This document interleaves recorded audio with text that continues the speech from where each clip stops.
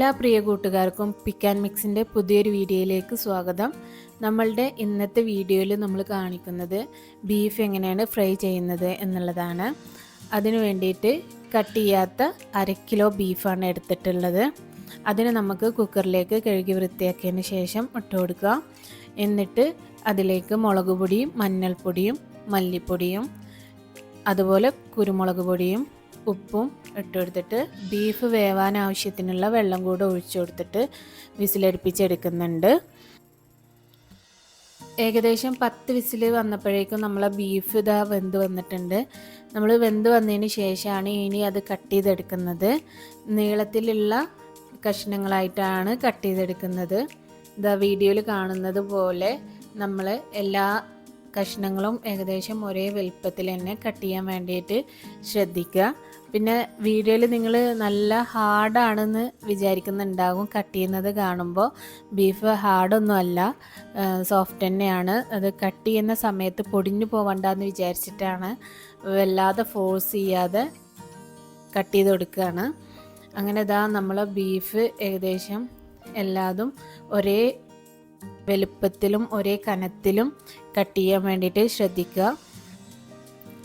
Cut ചെയ്ത് വേടിച്ച beef fry ചെയ്യുന്നതിനെക്കാട്ടിലും better നമ്മൾ എപ്പോഴും ഇങ്ങനെ വലിയ പീസ് മേടിച്ചിട്ട് അത് ഇതുപോലെ കുക്കറിലിട്ടിട്ട് വിസിലടുപ്പിച്ച് എടുത്തതിന് ശേഷം നമ്മൾ കട്ട് ചെയ്യുന്നതായിരിക്കും ഏറ്റവും നല്ലത്. അങ്ങനെ ഇതാ നമ്മളുടെ ബീഫ് ഏകദേശം കട്ട് ചെയ്തെടുത്തിട്ടുണ്ട്.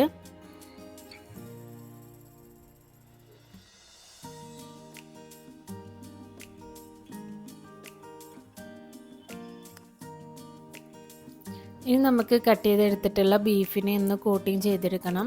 അതിന് വേണ്ടിയിട്ട് 1 table spoon ginger garlic paste, 1/2 cup ഏകദേശം ഒരു 100 ഗ്രാമോളം കോൺഫ്ലവർ എടുത്തിട്ടുണ്ട്. അതിലേക്ക് കുരുമുളക് പൊടി, ഗരം മസാല, വലിയ ജീരകത്തിൻ്റെ പൊടി, പിന്നെ ഒരല്പം കളറും കൂടെ ചേർത്ത് കൊടുക്കുന്നുണ്ട്.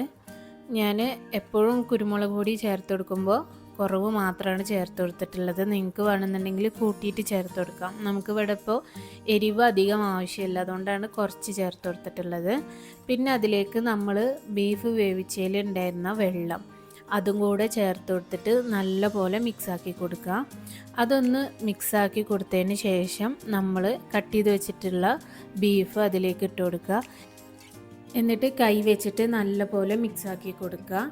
അങ്ങനെ നമ്മൾ ബീഫെല്ലാം നല്ലപോലെ മിക്സാക്കി കൊടുത്തതിന് ശേഷം നമ്മൾ അതിലേക്ക് വെളുത്ത എള്ള് ചേർത്ത് കൊടുക്കുന്നുണ്ട്.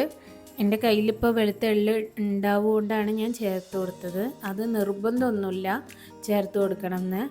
അങ്ങനെ ഇതാ അതും കൂടെ ചേർത്ത് കൊടുത്തതിന് ശേഷം നമ്മൾ ഇതിന് 1/2 മണിക്കൂറോളം റെസ്റ്റ് ചെയ്യാൻ വേണ്ടിയിട്ട് മാറ്റി വെക്കുക. അങ്ങനെ ഇതാ 1/2 മണിക്കൂർ കഴിഞ്ഞിട്ടുണ്ട്. ഇനി നമുക്കതൊന്ന് ഫ്രൈ ചെയ്തെടുക്കണം. അതിന് വേണ്ടിയിട്ട് പാന് നല്ലപോലെ ചൂടാക്കുക. അതിലേക്ക് ഞാനിപ്പോൾ വെളിച്ചെണ്ണയാണ് ഒഴിച്ചു കൊടുത്തിട്ടുള്ളത്.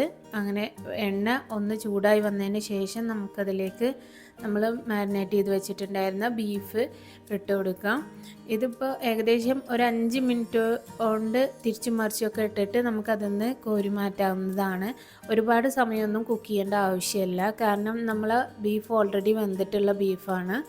അങ്ങനെ ഇതാ നമ്മൾ ഒരു ട്രിപ്പ് വെന്തിട്ട് ഒരു പാത്രത്തിലേക്ക് മാറ്റി കൊടുത്തിട്ടുണ്ട്. അങ്ങനെ ബാക്കിയുള്ള ബീഫും കൂടെ ഇട്ട് കൊടുത്തിട്ട് നമ്മൾ ഫ്രൈ ചെയ്തെടുത്തിട്ടുണ്ട്. ഇനി നമുക്ക് ഈ സെയിം ഓയിലിലേക്ക് തന്നെ കുറച്ച് കറിവേപ്പിലയും കൂടെ ഇട്ട് കൊടുത്തിട്ട് അതൊന്ന് ഫ്രൈ ചെയ്തെടുക്കാം. അതുപോലെ നമുക്ക് വേണമെന്നുണ്ടെങ്കിൽ പച്ചമുളക് ഫ്രൈ ചെയ്തെടുക്കാം. ഞാനിപ്പോൾ എരിവ് കുറവ് മതി എന്ന് വിചാരിച്ചുകൊണ്ട് കറിവേപ്പില മാത്രമേ ഉള്ളൂ ചേർത്ത് കൊടുത്തിട്ടുള്ളത്. അങ്ങനെ ഇതാ നമ്മളുടെ അടിപൊളി ടേസ്റ്റിലുള്ള ബീഫ് ഫ്രൈ തയ്യാറായിട്ടുണ്ട്.